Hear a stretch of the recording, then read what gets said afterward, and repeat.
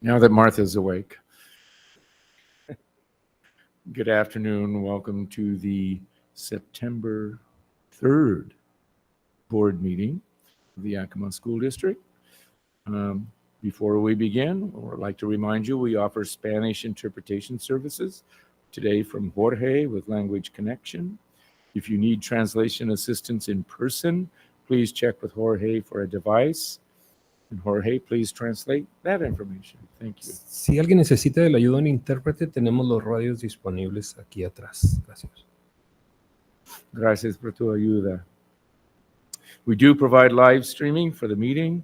The link can be found on our webpage under Board of Directors or by going directly to www.ysd7.org/board meetings. I hope you memorized all that. If you wish to make a public comment today, there are two options available to you. The first option is for commenting on agenda items only, and the second option, which comes toward the end of the meeting, is for all other topics. In order to speak, you will need to sign two forms, a sign-in form and the guidelines form, and those are available in the table in the back. If you are interested in watching past meetings, you may find them on our webpage's YSD YouTube channel. Barb, would you call the roll, please? Director Beckett, Here. Director Navarro Jr., Here. Director Rice, Here. President Walker. Here. Vice President Villanueva is excused. Thank you. Now, if you'll join me in the Pledge of Allegiance. Ready to begin? Allegiance to the flag of the United States of America and to the republic for which it stands, one nation, under God, indivisible, with liberty and justice for all.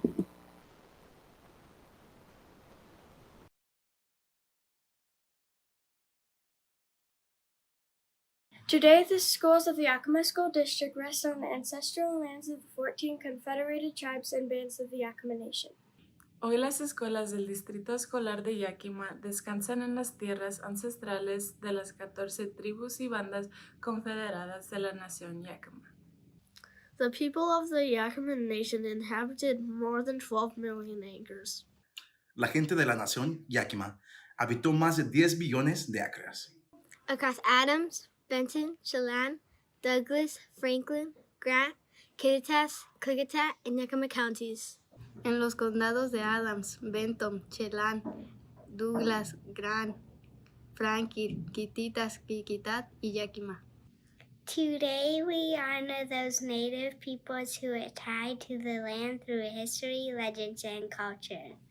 Hoy honramos a estos pueblos originales que están vinculados en la tierra a través de historias, leyendas y culturas. We acknowledge the descendants who live in the world today. Reconocemos a sus descendientes que viven en el mundo de hoy. We thank the caretakers of this land who have lived here and continue to live here since time immemorial. Agradezcamos a los guardianes de la tierra, quienes han vivido aquí y continúan viviendo aquí, desde tiempos inmemoriales. An acknowledgement is a simple, powerful way to show respect. Un reconocimiento es una manera simple y poderosa de mostrar respeto. And a step toward correcting the stories and practices that erase indigenous peoples' history and culture. Y un paso hacia la corrección de las historias y prácticas que borran la historia y la cultura de los pueblos indígenas. It also honors the truth. También honra la verdad. As a school district, we will continue to build upon our relations with the Yakima Nation. Como distrito escolar, continuaremos fortaleciendo nuestras relaciones con la nación Yakima. Thank you, students. Do we have a word of the month this month? Not ready for today. Well, the word for today is serenity. We all could use some after the first week of school, I'm sure. I'd like to take a moment to honor two former Yakima District employees. One is Larry Price, who was a former teacher and coach at Davis High School for many years, and Melody Elaine Marshall. There isn't a link to Melanie's obituary on our website. I don't see a link for Mr. Price, but I do know that his obituary was in the Yakima Herald. So if you want to read a little of his history, you can obtain it there. So please join me in a moment of silence for those two individuals. Thank you.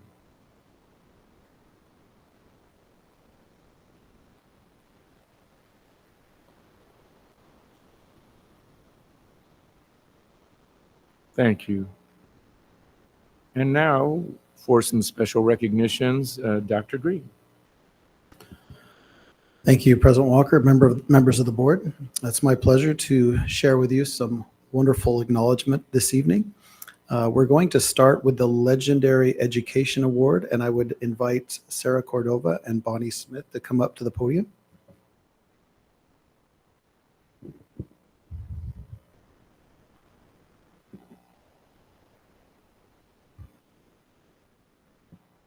Thank you both. These two wonderful leaders that you see in front of you were nominated for the 2024 Women Awards. They're the nominees for the Legendary Education Award. There are 3 individuals who are nominated for having a positive impact on students and our community. The 3 nominees were Sarah Cordova, Linda Kaminsky, who is the retiring president at Yakima Valley College, and Bonnie Smith, our executive director / principal at YV Tech. And for us to have 2 of the 3 who are nominated in our community is just phenomenal.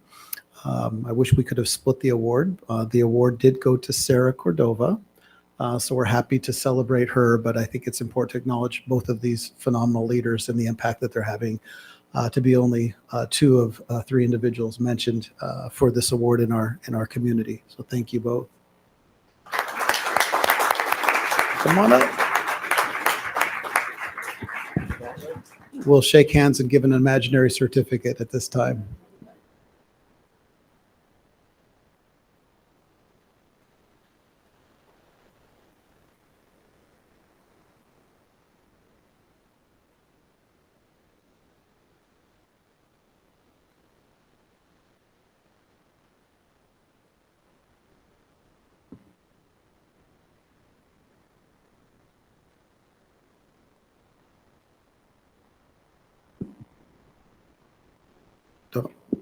Go ahead and stay up there. And Anthony, we can move that for just a few moments. We're going to need the space here, just a little bit of time here. Well, it seems like Sarah has kind of cornered the market on awards lately. So she was acknowledged as an award of excellence. It's from the YWCA in the 2024 Yakima Mile. It's the Sergeant Joe Decio Award of Excellence. And I think we have a photo, as you can see here at the Yakima Mile, as she was one of the recipients of this award. So we wanted to acknowledge her for that as well. So congratulations. You don't have to. Fantastic. We also have some new leaders in our midst. So we were able to bring some new leaders by virtue of people who either retired or moved on to other positions. And we have some principals that we'd like to introduce so that you can put a face with the names. And that way, if you see them, you won't be like, I don't remember this individual, but you'll remember meeting them here tonight. So we'd like to acknowledge them in advance here and give them permission to, after this introduction, we know you have a lot of things to do, getting ready for tomorrow, and there are other responsibilities. I know that one individual has an open house, I think, this evening for her own child. So I'd like to introduce, it's my pleasure, the new Yakima School District Building and Program Leadership. If you would go ahead and come stand once I call your name over in front of the photo area, and then we'll kind of all shake hands at once here. So the first is our Executive Director of Teaching and Learning, moving from a principal position to Executive Director position, Jamie Lee.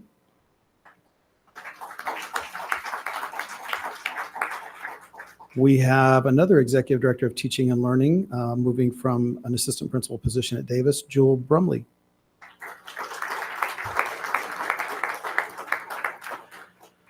Our now formalized Executive Director of Special Education, Casey Mitchell.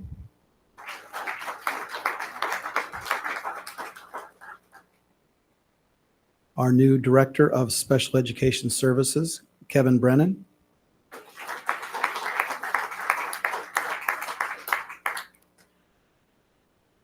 Our Director of Student Services, new Director, Aaron Thomas.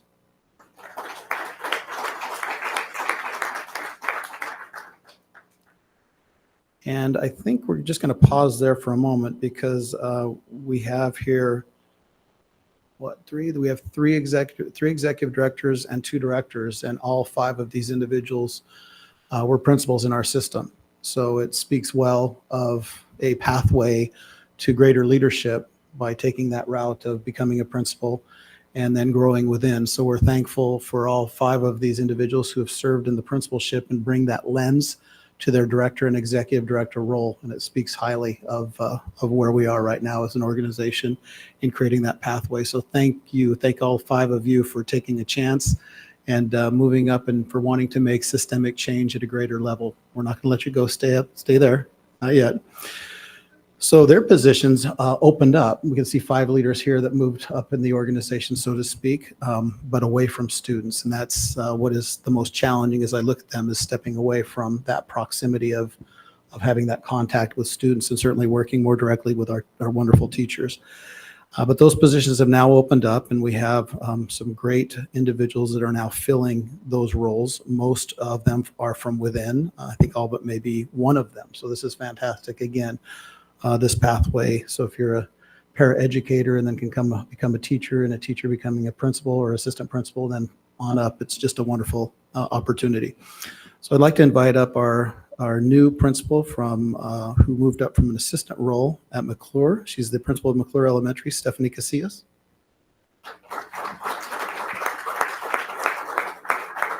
So hard. She's working so hard. She couldn't make it right now, so we commend her. Yeah. We have the new principal at Ridgeview Elementary, Chris Whitehurst.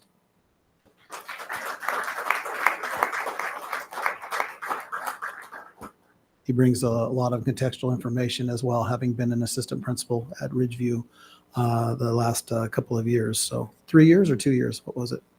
3 years. 3 years. We have a new principal at Martin Luther King Jr. Elementary, moving from Wilson, assistant principal at Wilson, to Martin Luther King Jr. Elementary, Samantha Howell.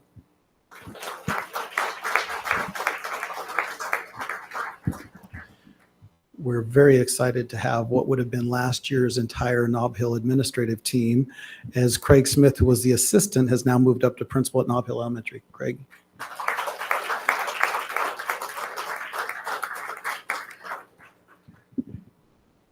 Nobody wants to stand in front of anybody. It's just so polite. Look at that. That's great. We have our new principal at the K-8 virtual school. We're happy to have her as a new addition to our district, bringing a wonderful new lens of what it's like in other districts and what she can bring while becoming a part of our own and stretching our system there at K-8 virtual. And she'll also be engaged with our homeschool co-op as well. And that is Brenda Maloney.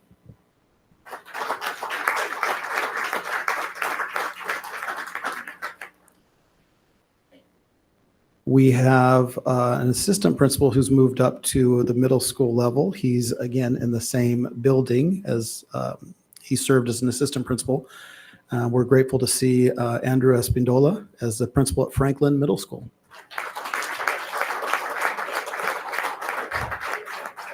Yeah, take a knee. There you go. Yeah, take a knee.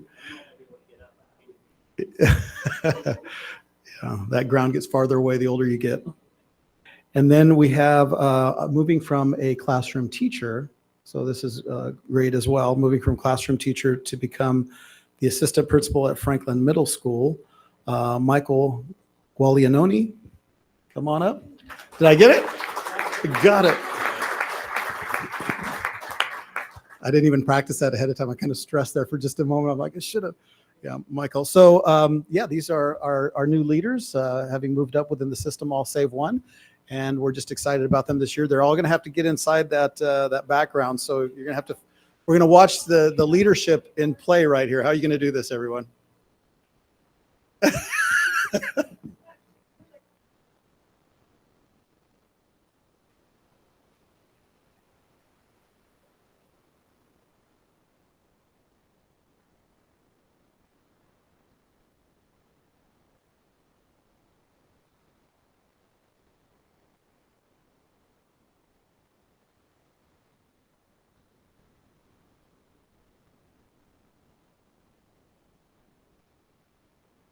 Wonderful. And thank you. Just let's do a handshake here.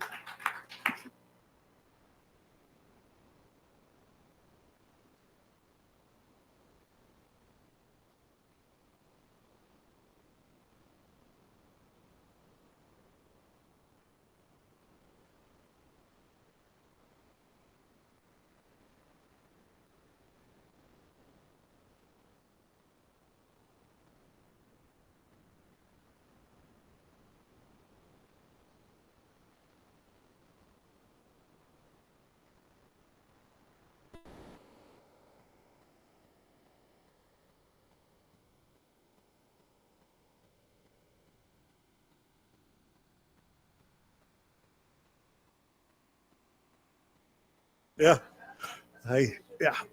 I said we're not going to need that yet. So, all right. So the last item to bring to the attention of the board is we have, as I mentioned, I referenced previously our dynamic duo, our leadership team, a formal leadership team, I would say, from Nob Hill last year, assistant principal and principal. Then, of course, those positions have now changed. But I want to acknowledge the wonderful work in which they have been engaged, because we have some wonderful news coming to us from the Evidence of Effectiveness Committee. So this is the National Evidence of Effectiveness Committee. And this has to do with becoming a promising practice school around the use of professional learning communities. And it reads as follows. Dear Principal Thomas, be the last time you'll be hearing that for a while, but dear Principal Thomas, thank you for your application to become named as a promising practice school. It is evident that you have systems and practices in place that are improving student learning. And then it talks about, based on the information that was provided, the Evidence of Effectiveness Committee finds that Nob Hill meets the criteria for this recognition, and that is to become a promising practice school.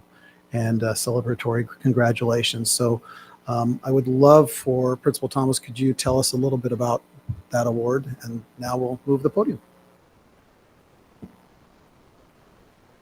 Sorry, Anthony, for the confusion. And Craig as well, you add anything to? Okay. So this award, the recognition and designation, is given by Solution Tree. And Solution Tree is an international organization, and they are trying to spread the practice of professional learning communities. And so for schools who are in their first or second year of establishing PLCs, they can be granted this award. And it's based on the data and the evidence that we have shown as a school to show that our students are making really great progress. And so that's what they're looking for. They're looking for student growth. And so we were recommended to apply for the designation, and we did, and we were awarded that. We're very, very proud of our students and our staff at Nob Hill and their great dedication to make that happen. Just second everything that Director Thomas just stated. I'm just really excited to continue, building off where we were last year, and keep driving forward. So it's a great opportunity, and we look forward to even more growth.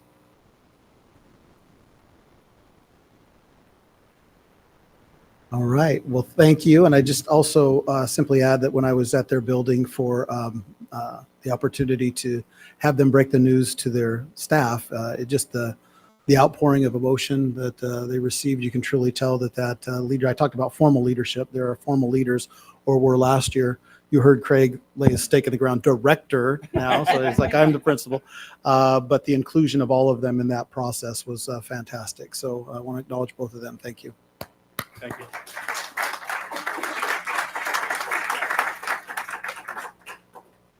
And then everyone needs a Barb in their lives, because she keeps me straight, and she's just let me know that I have missed a couple of individuals. So I will own that. I apologize. So we're going to have to make sure that I get the titles correct.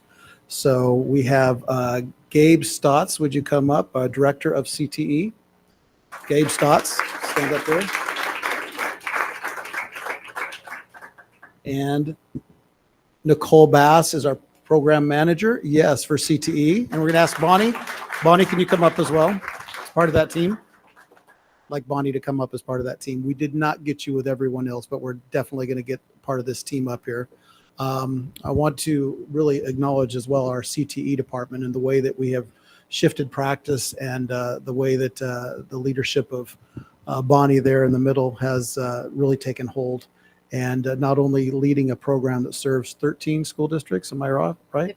15 school districts, as I just said, 15 school districts, but also then taking on herself the leadership and working with these two fantastic individuals on both sides of her to better provide opportunities internally beyond YV Tech for all of our students. And I'll just give you the opportunity, since we have a few moments, to talk a little bit about CTE and what you've been able to accomplish over this last year. Maybe one or two things is all.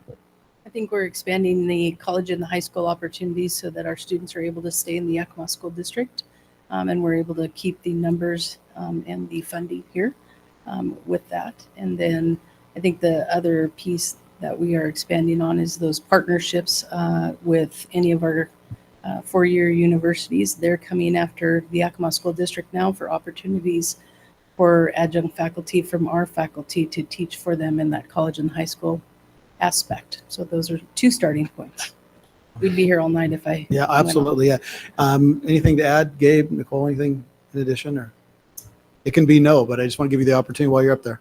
I think just the opportunity to expand academic, professional, technical skills for more students in the district. I think that's going to be a big game changer for the CTE department. Might as well add something as well. So we're also expanding our CTE opportunities to the middle school. So that will then lead into pathways that we have over at the high school as well. And so giving more opportunities and more funding to our district and our students. Well, thank you. We'd ask you all three to just come through the hoop again and acknowledge my little happy accident by having the three of you share so much more than you would have otherwise. Thank you.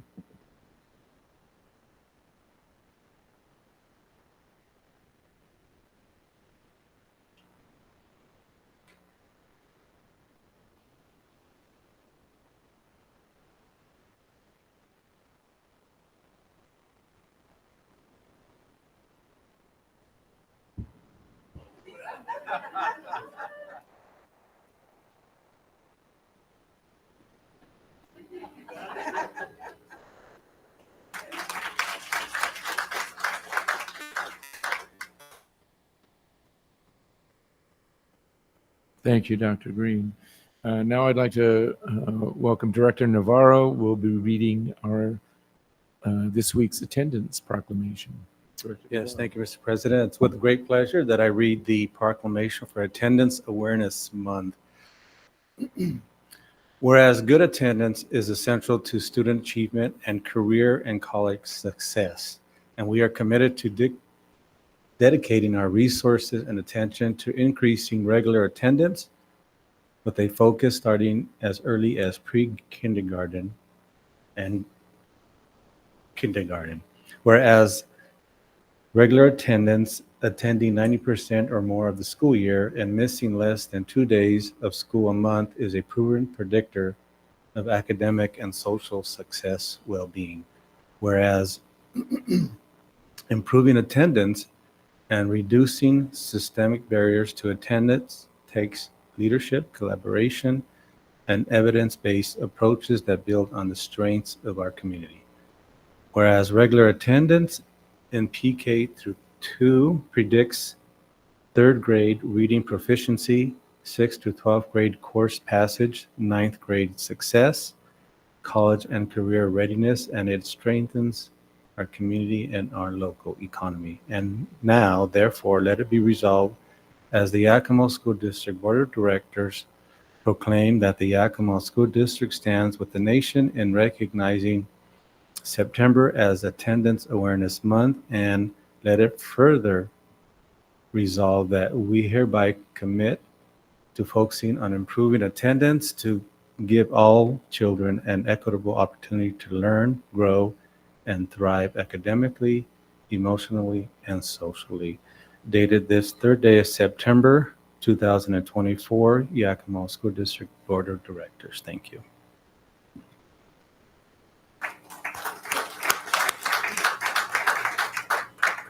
Thank you, Director Navarro. Now we have from YEA President Francis Guerrero.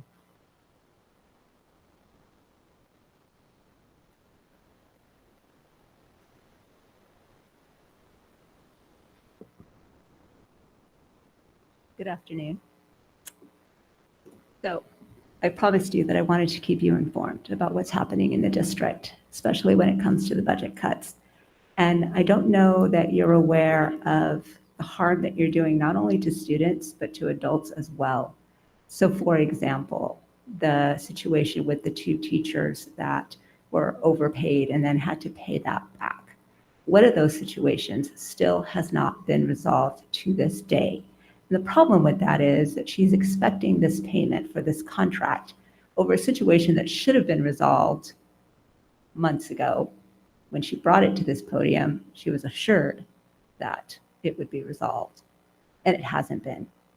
And she keeps getting the runaround. It's going to get taken care of. It's going to get taken care of. And it still hasn't. She was counting on that money to pay for graduate school. She paid that bill thinking that she had this check coming. And you see that happening in several other forms. So for example, timesheets. Now that timesheets have to be approved, and I understand the reasoning behind that. You want to keep a tighter track of where money is going. But again, what it's doing is causing people who have never had this issue before to not have money there when it should be. And so bills are not getting paid. They're defaulting, bad things like that. Probably the worst one just happened a few days ago in the Eisenhower building. They discovered that someone had been overpaid since January. And again, these are all mistakes that your office is making here. These are not mistakes on our part. These are mistakes being made in this office. And once that was discovered, instead of discussing repayment with that person, they took 2/3 of his check without telling him. So here he is expecting that August check to pay the mortgage, and it's not. And he has no idea why, because no one has communicated anything about it. Same thing with the timesheets. Like, I know that that's a new process because I've been coming to the board meetings and I understand that that was introduced here, but nothing has gone out to our members. No one knows that timesheets aren't necessarily going to be paid, even though you submitted it on time, because they have to be brought to the board for approval. And so all of these adults, all of the chaos, all of the disarray, but that is nothing compared to the equivalent harm that those budget cuts are also inflicting on students. And you cut a budget line because it's just a line on the paper, but the effect on students, especially our vulnerable populations of students, is significant. So every department has a budget. And when you're looking at the high school level, those kids can advocate for themselves. They can go home and say, so we didn't have enough money to buy music today. So all that time that I've invested into music and getting to learn this new song is not going to happen. And those parents are going to do something about it. Food science, they can go home and say, we didn't get to do our usual whatever breakfast because budget cuts. And those parents can do something about it. Chemistry, we didn't get to do that classic lab because of budget cuts. They can advocate for themselves and those parents can come in and do something about it. But when you're looking at elementary kids or special education students, they can't advocate that way. So elementary, let's just take elementary PE. You cut that budget, and what do those kids have? Next to nothing, because their curriculum is not like English. If you cut my budget, then I have to use the same book or use the same curriculum or use the same materials from last year, but at least I have something. And because it's high school, it's fairly well taken care of. Elementary kids, they don't take care of their stuff. It's got to be brand new every year. That equipment has to be there every year. And it's expensive because it has to be higher quality. But those kids, they don't know enough to go home and advocate. They don't know enough to go home and say, we didn't really get to play soccer or football because there weren't enough balls to go around. They don't get to go home and say, we didn't get to do a tumbling class well because there weren't enough mats to go around. The budget cut, especially at elementary, for example, that PE class, to take away those resources and then expect an open enrollment campaign to work is ludicrous. Why would I pull my kid from a school that has those resources, that I know they're getting those things when they go, and have them come here where they don't have those things? And special ed, you cut those paras, and it created a domino effect.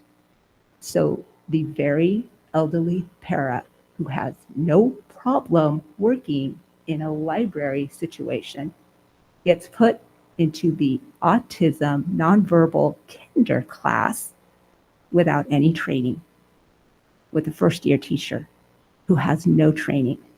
Did you see this on social media? Because it was bad.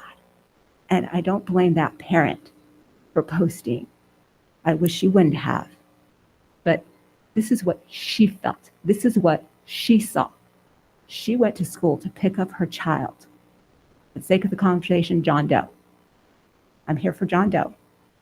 And they bring her Tommy. This is not my kid. Where's my kid? Her kid was safe. They found him. But feasibly, in her heart and mind, her kid could have been placed on a bus and sent to Tommy's house. Like, that could have happened. And it's because the regular paras aren't there. They've been shuffled around. In one case, it's not even the regular paras. They're out on FMLA, so it's 2 subs, none of which have been trained. And those nonverbal autistic kinder kids, they can't advocate for themselves. Do you realize that you have taken these students from 2.5 hours of school, preschool, and now you've put them in a situation of 6 hours of school with no nap time and no offense, but the godforsaken school lunch? Those kids are not used to school lunch. They're used to eating at home. They're refusing to eat that school lunch. And so then by the end of the day, they're tired and angry and hungry and cranky. And who is in the class to deal with these kids? An untrained first-year teacher and paras that are not used to that situation, that have not been trained for that situation either. The lack of support in special education has huge ramifications. The one child that never got his one-on-one approved last year, even after he took off to a neighbor's yard, this is why they asked for him to have a one-on-one, because he was a runner, took off to a neighbor's yard, spent 30 minutes on the trampoline, and we have a no-touch policy, so it's not like you could just scoop him off that trampoline and bring him back. So the people that are supervising him over there are not supervising the other group over here. The child that's out on the playground completely disrobing, and right, like every kid does that, not just special needs kids. But it's worse when it's higher needs kids because they can't understand or explain what's going on in their little head as they're doing this. We need more resources with special ed. We need more resources in all of those areas, in the custodians, with the parapros, with secretaries, with anyone that supervises children. We need eyes on children. And every cut that you make harms those students in some way, shape, or form. And I have to believe that it has something to do with the miscommunication of where resources should be allocated. Because when you tell, and as a board, I feel like I have to lay a lot of the blame on you for this, because when our budget comes up and Jake is telling us we're still $3.5 million off and you insist that that get fixed, I'm all for that if the cuts are coming from this office, but they're not. They're coming from us. And then you get crazy situations and unsafe situations. This is not a situation that we fix in 1 or 2 years. Our inspirational speaker told us, right, that he came into buildings, districts, and he fixed those situations in 6 years. Twice, but each time, 6 years. And it feels like we're running a race to fix this as soon as we can. And that's just not practical, not without causing great harm to a lot of students and a lot of adults. I want to thank the people that I have been working with. Jake, for example, I feel like we've been nickel and dimed every which way that is possible. But when it comes to actual technology, platform, curriculum, things that teachers have always had and absolutely need, he has been able to help me rectify that. I want to thank Stacy and Casey. Our special ed situation is the biggest nightmare that you will ever imagine. But they have been working with me, with YEA, to clean it up as much as possible. But it would be easier, better, safer if you were not making cuts to student-facing positions. Thank you. Franny, I have a question. Just for clarity, you just mentioned that the realignment of the budget to, you mentioned something like 6 years, 3 to 6 years. Is that correct? And you cited our speaker, opening day speaker, and yet I know that you've been up here several times with the criticism of we're cutting too much too fast and that we should have done it in one fell swoop and that 2 years is too much. So I'm just seeking clarity on what is the stance of YEA right now? Is it to go for a shorter or slower is what which one are you advocating for? So too much, too fast in our area. Like if you want to cut a lot down here, have at it. If you want to cut your millions down here, have at it. But cutting all those millions and trying to make that budget balance, when you rift our people, when you rift YEA specifically, that was 62 and a half positions. It equated to 100 certs. We lost 100 certs last year that did not come back for whatever reason. You didn't need to cut that many.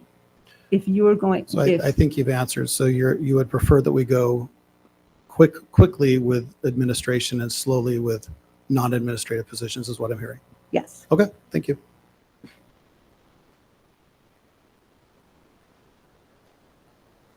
Thank you. Do we have updates from members of the board?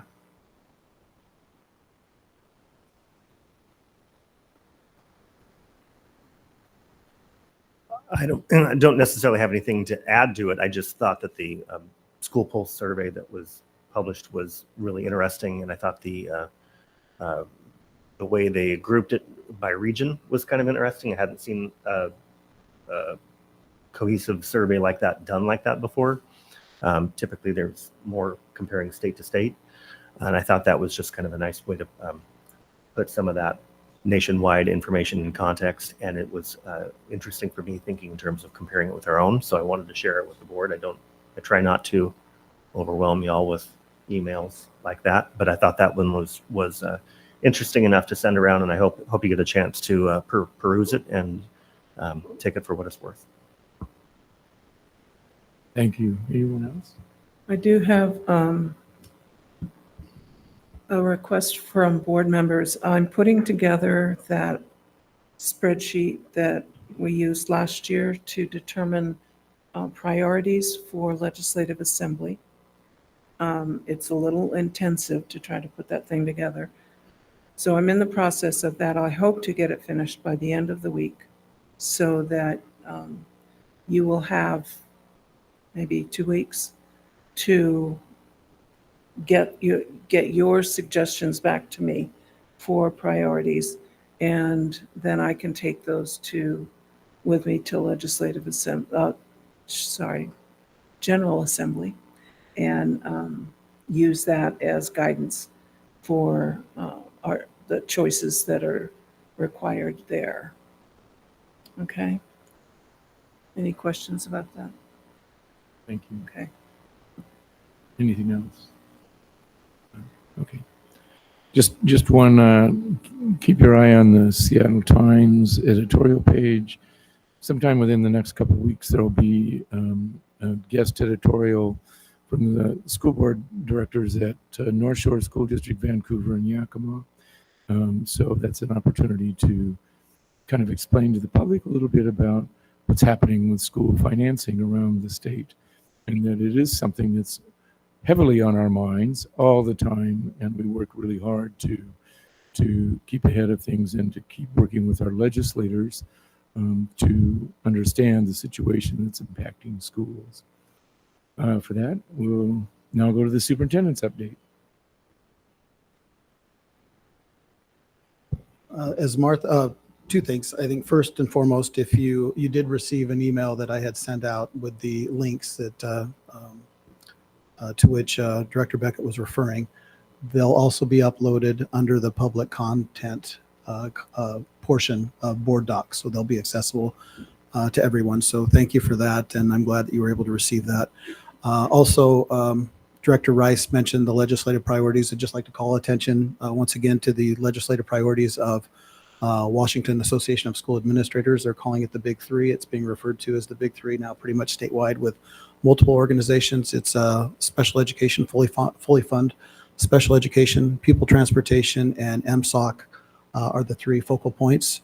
I just did take a look while our last speaker was up there around the legislative priorities for WEA, and I'm looking at, and one of theirs actually is fully fund special education. So I just want to point out that that is aligned and that we're seeing that would be a significant influx here in the Yakima School District. I won't ask Casey to quote that because I'm sure he doesn't know the number right now off the top of his head, and Jake is not here. But I know it's well over 10 million is what we're putting into that locally. I would say well over 10 million. And if we would just fully fund education, special education as a state, that would be a solution to many districts at the moment, maybe not all districts, but many districts at a time where we have so much of education hinging upon property values, which is really inequitable considering our different property values across the state. So simply wanted to point that out along with the start of school. We had some wonderful open house events, and it was very nice to go into all of the buildings, or most of the buildings. I can tell you I didn't get into every single one of them. That's not a goal the first day or the first week. I want those to be meaningful, but we were excited to see myself. I was and directors and whatnot, making sure that we're stopping by select buildings and being there for open house, as well as the start of school, and checking on our cooks and our crossing guards, and of course our bus drivers. And it's just it's a team effort, and we see several bus drivers here today, and it was always a pleasure to ride around with them and just to see the impact that they make in. And I'll just take a little moment to talk about that. Just the first day to see the confusion sometimes around stops, around if there's construction, it shifts it from one block to the other. You might have monolingual parent and child, and then trying to communicate, and the multiple calls going back and forth. And when a kid arrives late to a certain stop, who can go back and pick that individual up? But just the work of the flexible accommodations in the moment that keep the machine running, so to speak, of that magnitude, and getting kids to where they need to be is very impressive. However, the most important part is that relationship, and the hugs that you would see, especially those elementary kids, give the bus driver after not seeing them all summer, and recognizing that our bus drivers, in many cases, or our crossing guards, or somebody welcoming a student into school, is the first person with whom they have contact, and how important it is to have a relevant adult in the lives of our students, because we certainly want them to start the day or end the day with an encouraging word. So I want to thank all of our personnel across the district for the way that we were able to start, and minimal disruptions. But of course, when you're talking about 15,000, there's always something happening, and that's part of the beauty, but also part of the challenges. Thank you.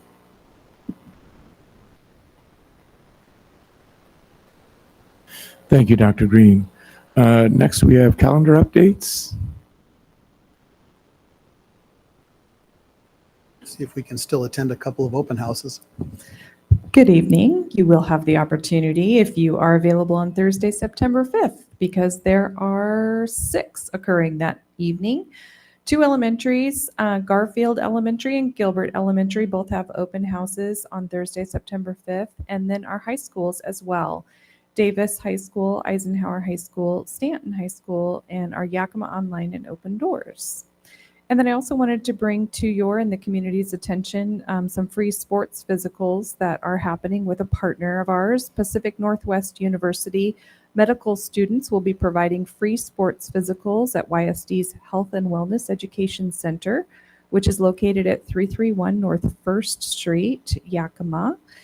There's no appointment needed, but availability is limited and walk-ins will be served on a first-come, first-served basis. There's 6 opportunities for those this summer or fall. Some are on Saturdays and some are on Mondays. And the first one is this Saturday, September 5th from 9 a.m. to 1 p.m. Thank you. Anything else that members of the board would like to highlight in terms of calendar? Okay. Moving on, we have our first opportunity for comments from the public on agenda items only. Do we have any commenters this evening?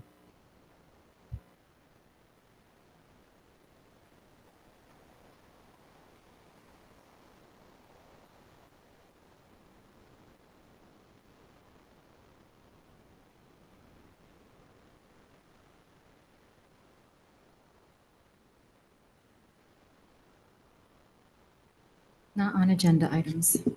Thank you.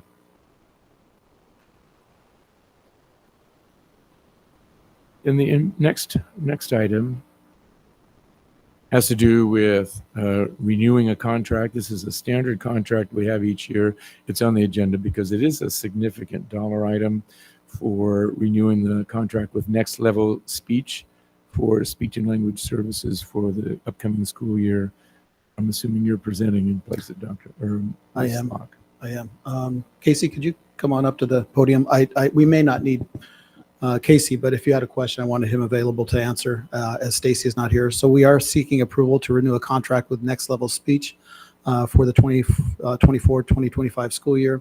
So as to grant approval, the request is for the contract in the amount of $1,200,000 for speech language pathology services to support our students with special needs. The fiscal impact was just mentioned, but the background information is that we have students in special education who require the speech and language support, and it's documented in the students' individual education plans or IEPs, and our speech language pathologist positions are posted annually. And when we're not able to fill all of those positions, then we do have to look for services outside of the internal workforce. So Next Level Speech does provide contracted SLP services to meet the needs of Yakima School District students and ensure compliance with the law. Do you have any questions? Any questions from the board? Do I hear a motion? Any questions for Mr. Mitchell? Okay, do I hear a motion? Oh, I think you.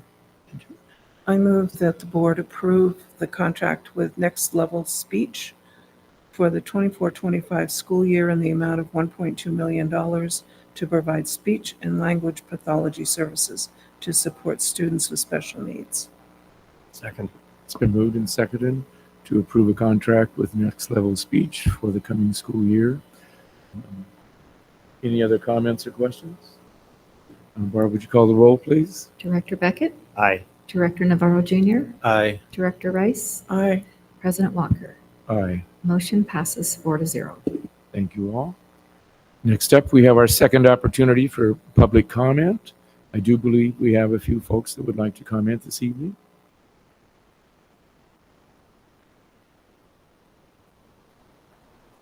Okay.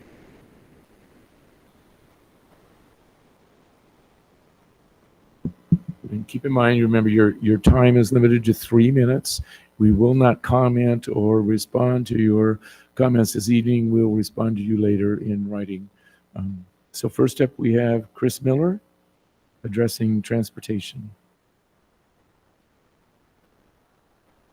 Chris, I don't think your mic is on. Hi, Chris Miller. I'm a bus driver for the Yakima School District. I drive a school bus because my mother did it for 30 years. She shared her love of her job and the students that she got to transport every year. She convinced me to give it a try 13 years ago, and I've been unable to give it up since. even though early retirement sounds really good.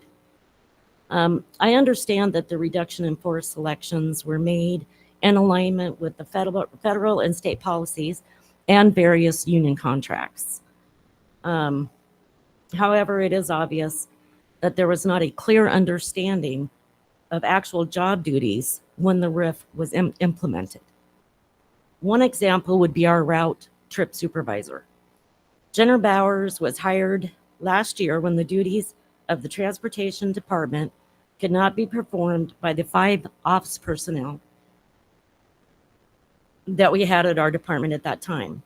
She has become the most efficient and valuable employee.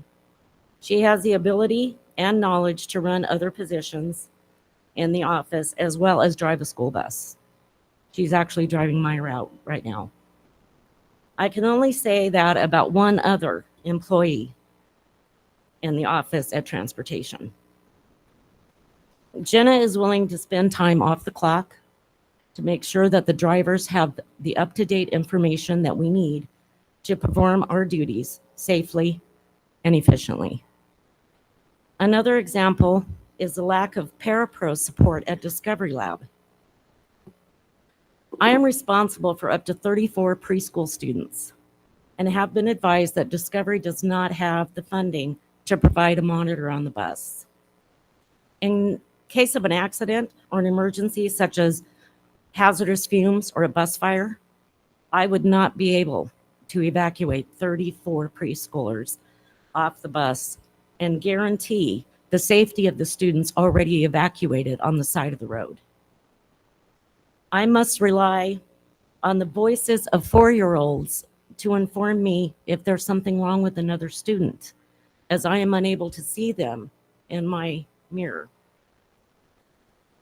Unfortunately, they are not always able to communicate effectively at 4. Lack of a monitor on routes with young children, cognitively or physically impaired students is not safe. My request to the school board is that you examine the selected budget cuts and that you consider all options available to keep the rock stars among us employed. A workplace study to evaluate the effectiveness of current personnel could provide the necessary funds, or changing a job title to better define an employee's function could put them in a protected category, or the reallocation of funds. Anything possible to support the safety of our students would be appreciated. Thank you.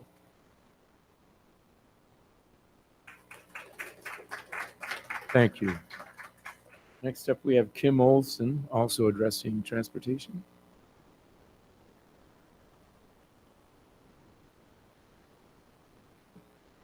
Good afternoon. My name is Kim Olson. I have been a bus driver for 19 years. I am also the shop steward for Teamster 760. This morning I was asked by Jenna Bowers to represent her. I know transportation, and Jenna Bowers is the one that helps run transportation. She is a routing and trip supervisor. She's not doing the same thing. She's doing 2 different things. She works with the Gen Ed buses, and then she also works on the extracurricular activities. Anthony wants us to utilize as many buses as we can because of the fact that it would save us money, which we have been doing very effectively. But part of that relies directly upon Jenna Bowers, and she does an excellent job. She's the one that makes things happen around transportation. She takes on many jobs and wears many hats, not necessarily what she is being paid for. There is a new system to routing, and she has worked on it. It's not as easy as before, but she's making it work, and she's utilizing that as to the best she can. The appeal this morning that I intended, I was asked to help her with her appeal. And at that time, I presented a petition to Dr. Green, signed by over 60 people of transportation, supporting Jenna and the ability to retain her. At the time that I submitted it, I also submitted several letters. I believe that Anthony and Dr. Green have received numerous emails and letters in support of Jenna Bowers. I really hopefully advocate that you look beyond the money and the budget line cut. She is a great asset to transportation, and we would be very sad to lose her. Thank you. Thank you. Next up, we have John Puccinelli, also representing transportation.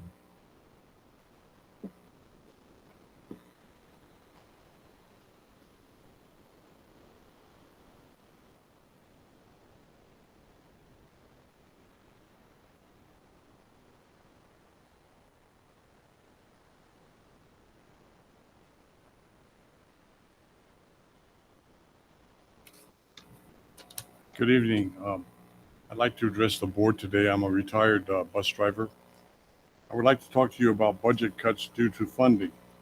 I was the mayor of Yakima, and I have experience with making budget balance after the federal government cut our funding. For me, having to lay off an employee because of funding cuts was one of the hardest decisions I had to make. These are good people. They're doing what we ask of them, and they're losing their job because of funding. In Jenna's case, you have invested a large amount of money into a computer system. You have invested several years and money into training Jenna and how to use the system and how to train others to use the system. She is the heart of this system. Something I observed while working for the school district was when any drivers was having a problem with the new computer system, the other drivers would always say, "Go see Jenna." In a calm and positive way, Jenna would walk the driver through the problem, show them how to do it. She's a team player. Many things that were not on her job description, but made the place pleasant to work. She used her own money to buy everyone breakfast and lunch, and just to say thank you to the bus drivers for their hard work. If you get this system working as it's designed, it will be a game changer for transportation. If it can't work properly and smoothly, it will be a nightmare, frustrating the drivers. I believe you are very close to the finish line. You have invested a large sum of money into Jenna and the system. Jenna is respected and knowledgeable of the system.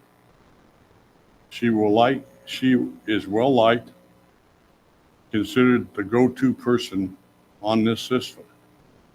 She can carry you over that finish line. Don't blow it. You've made a lot of investment into this system. I know that you guys don't work with the system, but when it's dark out and you've got to find a house for the door-to-door, especially a new driver, people mad because you're going to throw that red sign out there and keep getting late for work because they don't want to do it and they want to pass your bus. So you have to watch for that. You have to watch for the children running to the bus.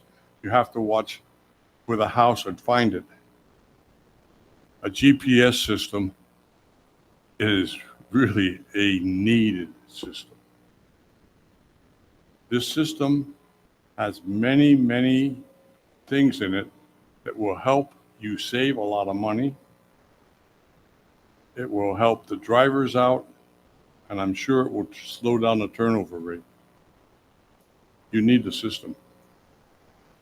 You can't afford to let Jenna go. She's the heart of it.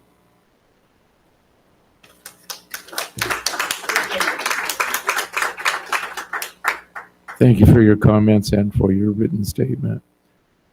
Last up, we have Stephanie Olson, also addressing transportation.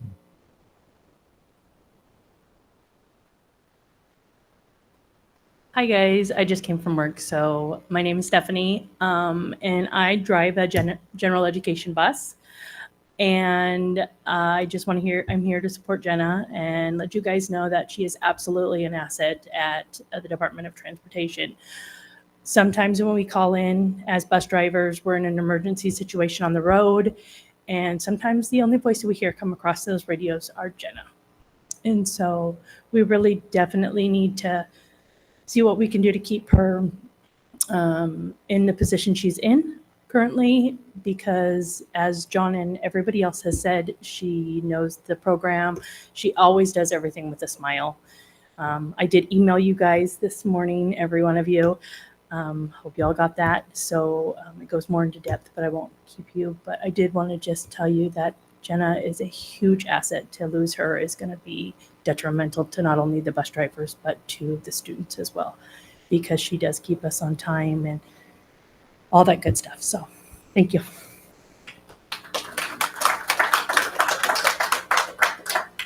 Thanks to all of you for your comments today, and thank you for your hard work on behalf of our students. Next up, we have two policy governance items. First reading of policy 1000.4.0, global governance.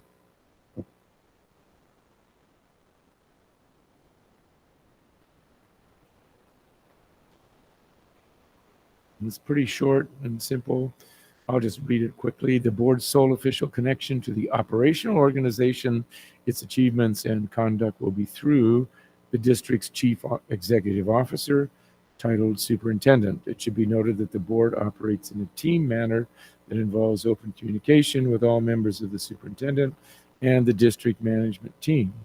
This open communication is for informational and relationship building purposes and should not be taken as a means for the board to direct, evaluate, or unduly distract members of the superintendent and the district management team.